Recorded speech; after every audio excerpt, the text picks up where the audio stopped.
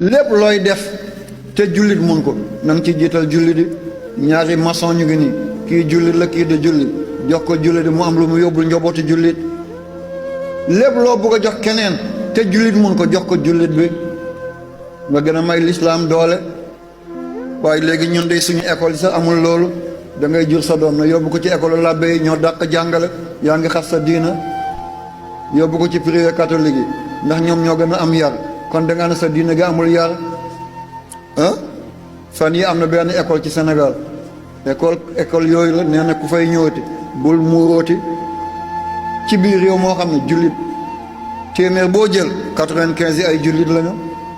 ñu ne bu kenn muurooti ñoo foofu ñu ngi xeex lislaam nañu génne suñuy doom ñu yóbbu ko suñuy école léegi ñu dellu gannaaw.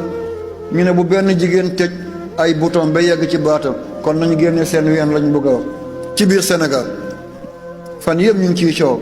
xam ngeen école bi benn équipe bu football noonu la tudd xam ngeen ko kay doy na junj doy na ko xel. nee nañ bu benn xale bu jigéen tëj bouton ba ci baatam mooy nañu feeñal seen ween yi ñu ñàkk jom.